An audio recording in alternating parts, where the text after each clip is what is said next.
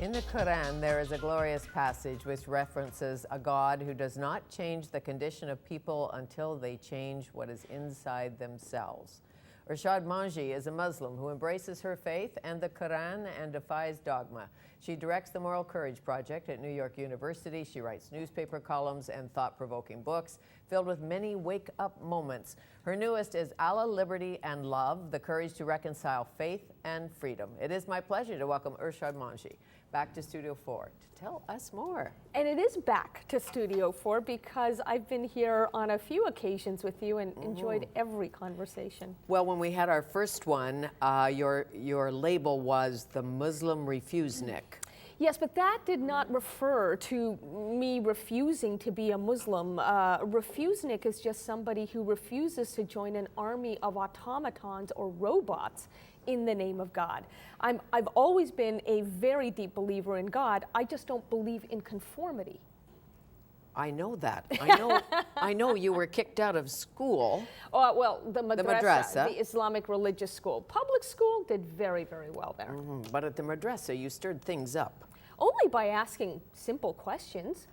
Which is the whole point of it all, is it not? Asking questions. Yes, one of the points. One of the big points of life actually is to ask questions, because the fact is that, none of us is God. We do not have the full and final truth of everything, or anything for that matter. Therefore, we have to embrace the fact that we have limited knowledge, which in turn means that we've got to create societies like Canada, where we can disagree with one another in peace and with civility. And the beauty, therefore, of believing in one God who has the full truth, and that would be me as a Muslim believing in one God who has the full truth, the beauty of that belief is it obliges me to defend human liberty. So you see, Allah and liberty are very reconcilable. And many before you have done that, the Martin Luther Kings, the Gandhis, and a Muslim reformer, really, in his day, Khan.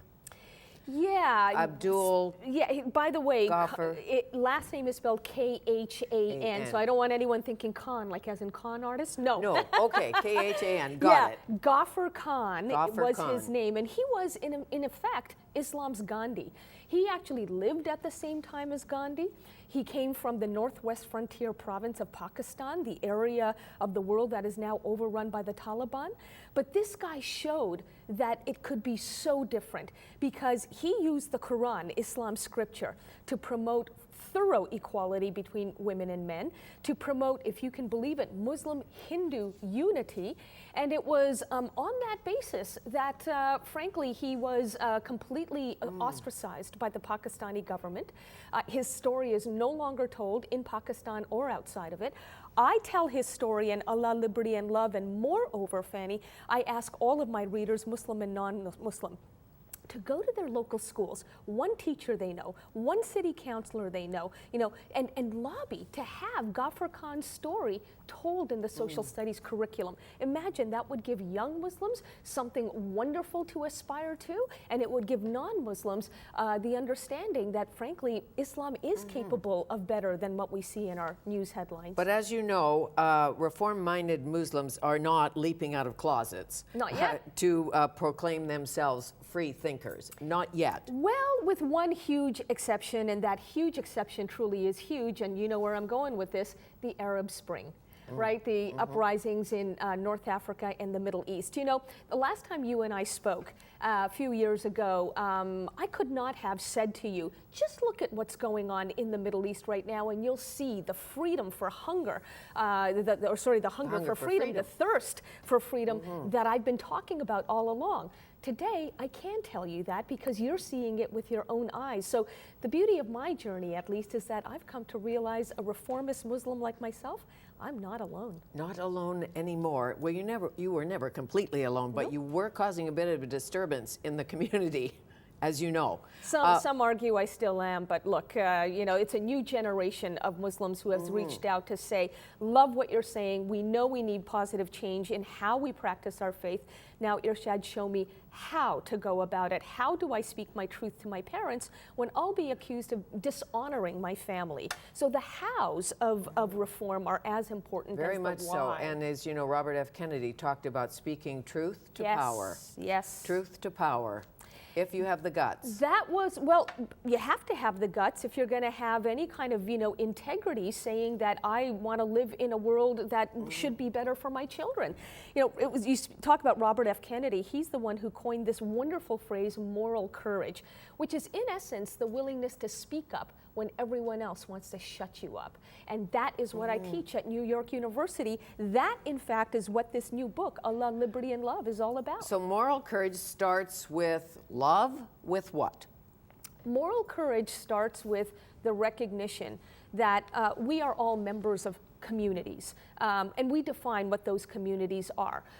But it's not enough for leaders in our communities to point fingers at the outside world and say, all of you out there are responsible for all of my community's ills. No, we have to cop to our crap too within our communities and say, look, I see this abuse of power happening.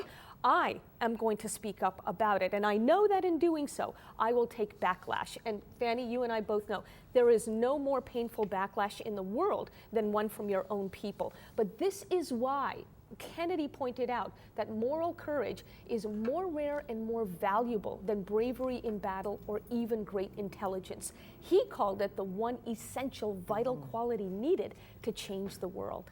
So when you have culture that is posing as sacred religion, if I can say that. I think you can say that. When a culture poses as religion, how do you replace dogma with faith? Well, first of all, you have to make the distinction between faith and dogma. See, people talk about sort of religion blithely. You're religious, I'm not religious, or vice versa. But wait a minute. I'm a faithful Muslim, not a dogmatic one. And here's what I mean by that. Faith is secure enough to handle questions. Faith never needs to be threatened by questions. Dogma, on the other hand, is always threatened by questions because dogma, by definition, is rigid and brittle, and it snaps under the spotlight of scrutiny. So you can legitimately call yourself a faithful Christian, faithful Muslim, for that matter, even faithful atheist, in the sense that you believe, but you also recognize the power of asking questions. As Socrates pointed out, the unexamined life is not worth living. I would tweak that in our context to say the unexamined faith is not worth having. Well, not worth living. But when you have a cup of chai, tell me about this chai ceremony, in a sense, the importance of having a cup of tea with a Muslim reformist. Listen, none of this is religious, okay? Just put religion aside for just a second. I've known over the years that I've been talking about big ideas like moral courage, that a lot of people get intimidated and say, well, I don't even know who I can talk to about this stuff. Well, Allah, Liberty, and Love has been written for everybody who's interested in living life more honestly. Muslim, non-Muslim, religious, not religious, it doesn't matter. But my point is that people need support in their journey to develop courage. And so I have published my famous chai tea recipe.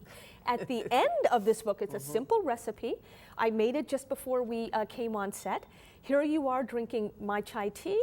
I'm now going to pour some cream because, I'm kind of decadent that way, right? Of course you are. I'm not interested just in milk. I pour 10% cream in there. And mine too, I guess. Well, and yours too. Now, you don't take much sugar in yours, and that's perfectly fine. But, not that I'm sweet enough, as they say, but I take a lot of sugar. And you can make this chai tea and experiment with different dollops of, cream or milk or sugar as you see fit. But the point is that it's a great way to bring your friends together, over a pot of chai tea, and actually discuss some of these ideas in ways that lower defenses and lift our hearts. Sure, and get over the fear of the other. But if you are part of a culture, or you're blaming it on culture, when you stone women to death, murder by rocks, when you have to wear a burqa or a niqab or a veil, you don't have to. But when you're in that culture, and women are considered really vessels of shame, and certainly not all, where do you start?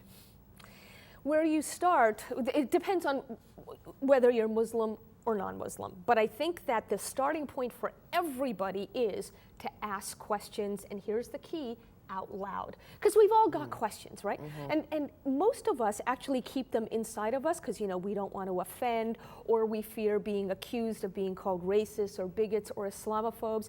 The beauty of getting together with friends is that you really are with friends as you're sipping chai tea and your defenses come down.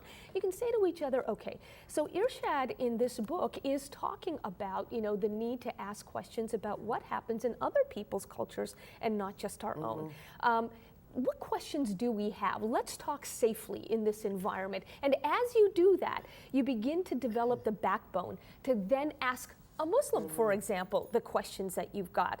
And the reason the word love is in the title of this book, Allah, Liberty, and Love, is that I find, Fanny, that so many non-Muslims refuse to ask Muslims questions because they think that they're respecting us by not asking uncomfortable questions. In fact, I'm saying that you are treating me as an equal when you ask me questions. You're saying I have faith in your capacity to think. Right. I love you enough to treat you as a peer. And there's something I really don't understand. Now, someone who That's does right. that, Yeah. and you have been with him on television twice, Bill Maher. When we come back, we'll talk about that adventure on TV with himself. Oh my. Irshad Manji, our guest, her new book, Allah, Liberty, and Love, and as she said, not written just for someone who is Muslim, written for all of us.